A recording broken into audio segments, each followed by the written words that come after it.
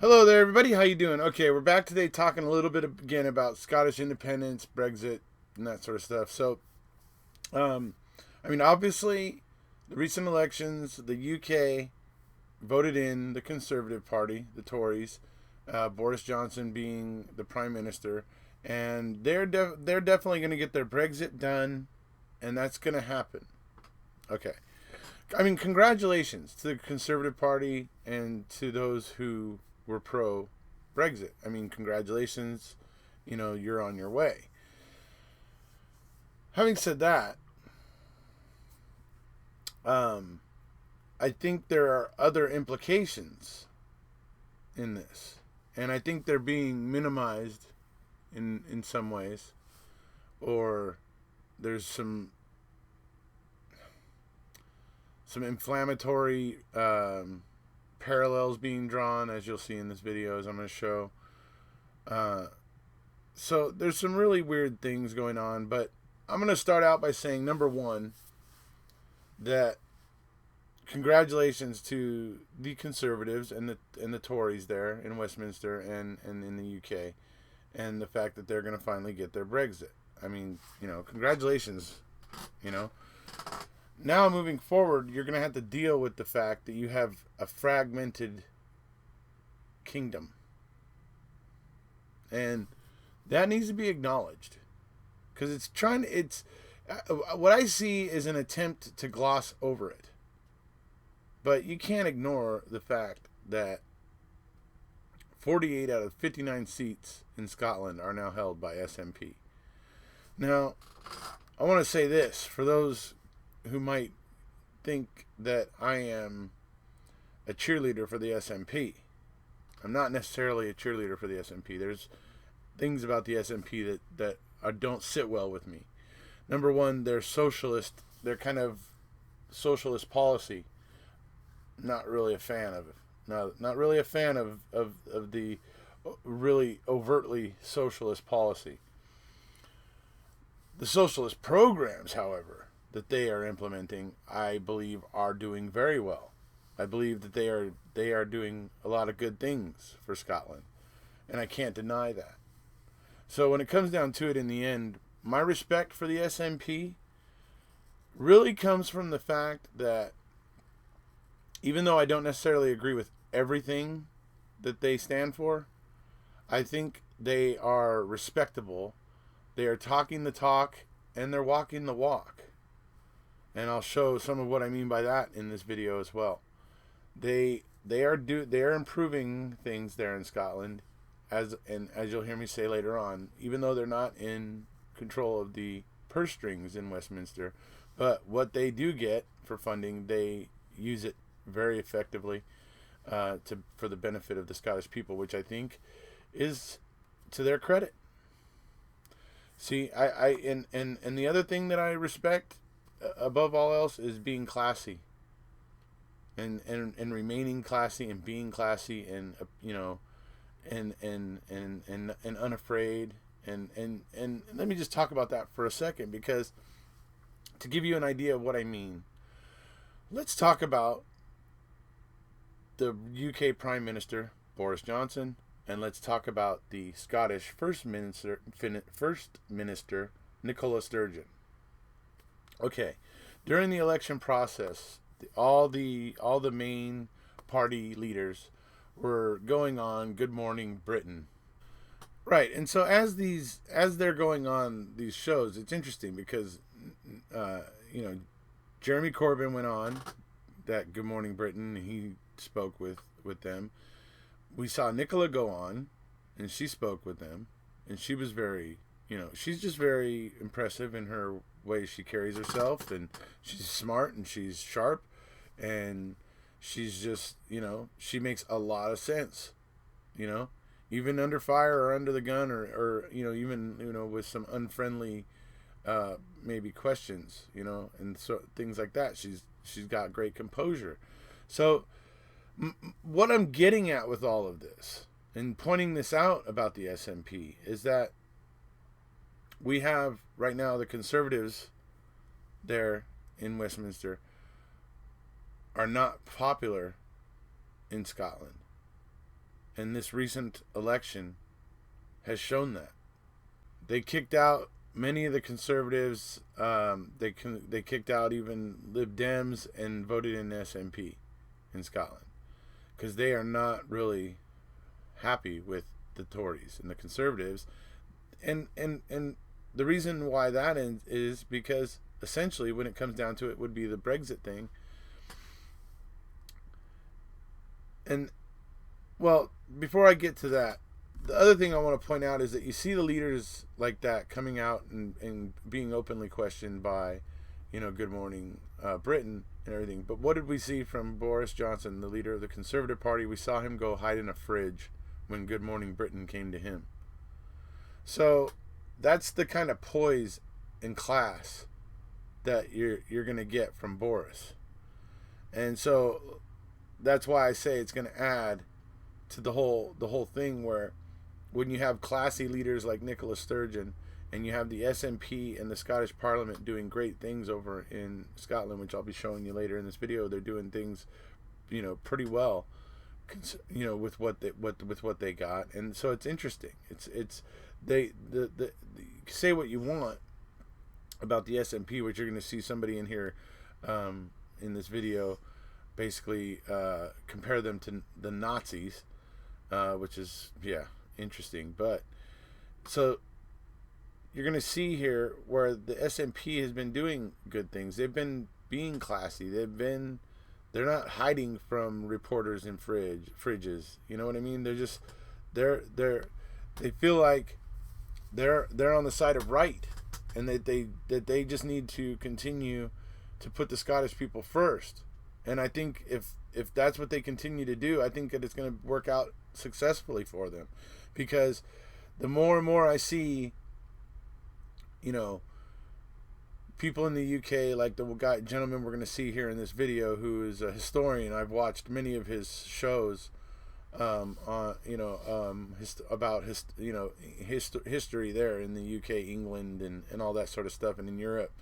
I've watched a bunch of his shows, and you're going to see him here today, and what he has to say. And it's statements like this, I believe, that are going to eventually drive the wedge between Scotland and the UK, because I believe right now the Scottish people are very much divided on the issue of independence. They're like pretty much really 50-50, but I think that could change when Brexit becomes a reality, and things start to change, possibly within the NHS. And it might screw up some of the things I'm going to show you that are currently going on in the Scottish NHS. If those things start to happen, we could see a huge swing in that opinion. I believe it may be that the Scottish people right now are willing to go along with the status quo as long as it wasn't hurting them. But I think if Brexit becomes a reality, I think we'll find out a lot more Scots will feel that it hurt them, and we'll start to see the opinion on independence swaying towards yes in a greater majority. That's just my thoughts on this. And this gentleman that I'm going to put on here for you today, and what he's going to say is not anything new. I showed you guys in a previous video where there was a conservative commenter on a political show talking about Scotland, and he was basically the same way. He was talking on both sides of his face, talking about how getting 43% of the vote in the UK was a mandate for Boris, but that getting 45% of the vote in Scotland for the SNP wasn't. I mean, that's talking out both sides of your face. If it's a mandate for one at 43%, it's definitely a mandate at 45% for the other. So, I mean, that's the kind of talking out both sides of their face, minimizing Scotland, that kind of stuff. That's going to eventually sway that independence vote, I think, in the opinion of yes, or in the direction of yes. Because I don't believe Boris Johnson is a great leader. I believe he is... Well, I just don't believe he's a great leader. And I don't believe he's going to be able to hold this altogether. I believe that the decisions that he makes are ultimately going to be against the interests of the Scottish people, and I think that eventually the Scottish people are going to, vote to leave, honestly. And I'm going to show you something else today, just so you know, to just show you the trend right now of the way that this different age groups are voting in Scotland. I'm going to show you a little bit about that today too. So we'll move into it right now, where you're going to see this gentleman talking about the SNP and comparing it to the Nazi Party. I would just say right now at the beginning of this, folks, let's try to avoid using the Nazi word. You know what I mean? So many people want to use the term Nazi way too frivolously, and I believe this is an example of it. And weren't you talking a lot about Scotland? You made some comparisons between the SNP and Nazis. Let me just remind our viewers who may not have had a chance to see the article, some of the quotes. What are the points of comparison? You say, well, we have a political movement that has a single historic explanation for why your country is facing such terrible oppression. It's either Versailles or the Treaty of Union. You have a particular group of people who are responsible for this. It is either the English or the Jews. Going on to say you have a symbol, the twisted cross, the saltire or the swastika. You have a passionate belief in economic self-sufficiency, known by the Nazis as autarky and the Scots as oil. And you also have the propensity of your elderly and middle-aged male supporters to expose their knees. It's created a great deal of offence to many people in Scotland. Are you sorry for the offence it's caused? No, of course not. We have this awful, idiotic PC politics. What we've got to recognise, I said nothing about Scotland. I said a great deal about the SNP. The SNP is a virulently nationalist party of a type that we have not had in Britain. It models itself on the continental extreme nationalist movements of the 1930s. That's when it's founded. It's time we call things by their proper names. That's all I'm trying to do. I'm not saying they're about to set up concentration camps. I'm not going to say that we're going to see a Kristallnacht of English businesses in Edinburgh. Of course we're not. But the resemblances are striking and are worrying. We've spent years fussing in Britain about completely minor fringe things like the BNP and whatever.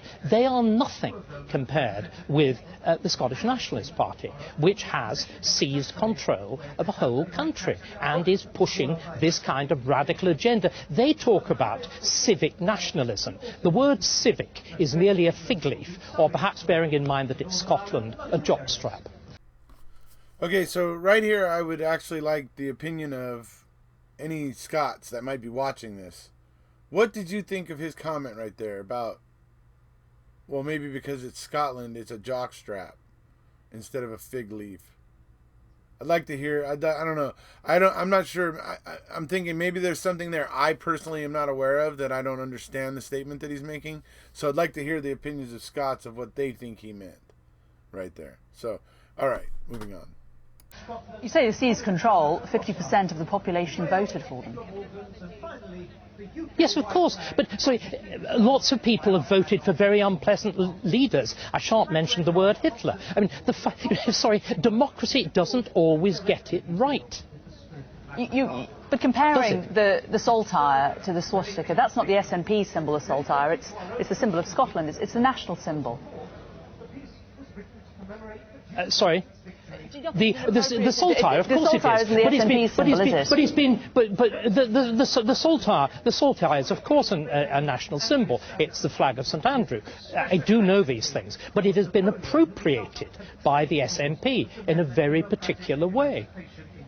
Look at those scenes in Glasgow at the time of the independence vote, and listen. Listen to the cybernats if you disbelieve me. Okay, you know what? Yeah, let's look at it. Let's look at it. What was going on back in Glasgow, back around the time of the independence vote. Let's do that. Let's take a look at that real quick. Seeing as he brought up Nazis, right? He's the one. It's the word he used, right? That's the word he used. So let's go take a look at the footage.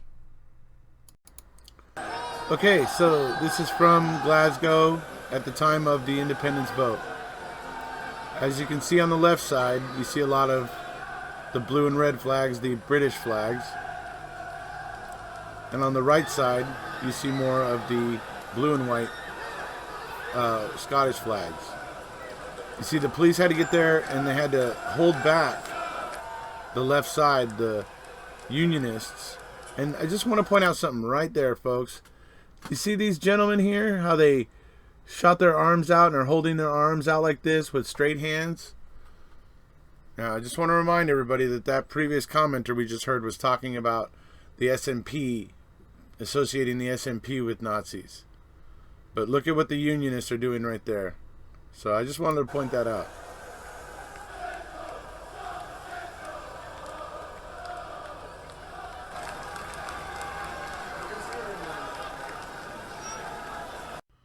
I will say that we are likely to see a great deal of posturing in the coming months to potentially years between the Conservative Party there in Westminster and, you know, the Scottish. And in this here that you're looking at, this really is true. I mean, I see a number of Scots expressing this exact sentiment, that they really have nothing against the English. The people down in England and stuff, they love the people and that sort of thing. It's their problem is specifically with Westminster and the way that they're treated by Westminster. So that's what this meme is meant to, you know, establish and kind of punctuate. And like I said, it seems to be very true, because across the board I hear more and more Scots comment about this sort of thing, and it's really nothing against the English people. They truly do just loathe the way that they are treated by Westminster, and I can't say that I blame them. Okay, and so here we see how the over 65s voted. Now, obviously, you got a lot of conservative ground down here, which doesn't surprise me for the over 65 crowd. But even among the over 65 crowd, you got a huge chunk for the SNP still here. So that's interesting. Obviously up here, conservative. But this is with the over 65 crowd here in Scotland. So yeah, obviously there's a lot, you know, I mean, yeah, there's a lot of conservative, you know, ground here. But allow me now to show you what's going on as we reach into the younger generations. But when we look at the 25 to 50-year-olds, here we see a big swing, a huge swing towards obviously yellow SNP. So the conservatives seem to be losing their grip, certainly with the younger generation there in Scotland. And like I said, this just seems to me like writing on the wall. And this is a map of how the 18 to 24s voted in Scotland. So you can see that's a lot of yellow. It's a lot of SNP there. So it would seem that the young, you know, the young folk there in Scotland have decided they are not nearly as on board with the Tories as some of their elders. So just to give some perspective, when you hear that guy talking about Nazis, yeah, the SNP being like the Nazi party, you know, I think he's going way overboard personally. But let's look at it here, what the SNP has been doing for Scotland versus what's been going on for England, right? So when it comes to prescription fees in England, you're going to pay about £8.80 generally for your prescription, whereas in Scotland it's going to be free. Okay, that's something the SNP and the Scottish Parliament has arranged to, even though they're not in control of the purse strings and all the money, but what they get, they put it to good use, and they're able to make these things that we're seeing here happen. So free elderly care in England? No. In Scotland? Yes. Free bus pass age. In England, it's 66. In Scotland, it's 60. Tuition fees. In England, they cover up to 30K. In Scotland, tuitions are free. 9% pay rise for nurses. In England, no. In Scotland, yes. 9% pay rise for teachers. In England, no. In Scotland, yes. Free school meals. In England, no. In Scotland, yes. Free childcare for 3 to 4-year-olds. In England, no. In Scotland, yes. Scrapped bridge tolls. In England, no. In Scotland, yes. Best performing NHS in the UK.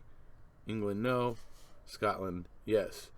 And from what I can tell, the Scottish NHS is doing very well, and there are many people there in Scotland who are very happy.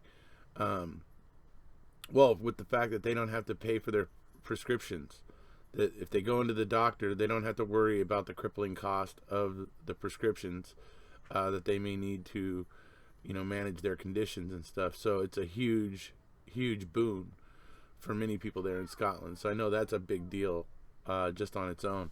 So I just thought I would show that side by side and see the difference. Keep in mind, England or Westminster is in control of the purse strings, whereas Scotland is not. And yet Scotland is somehow making all these things happen. And that's from the leadership of the SNP. So,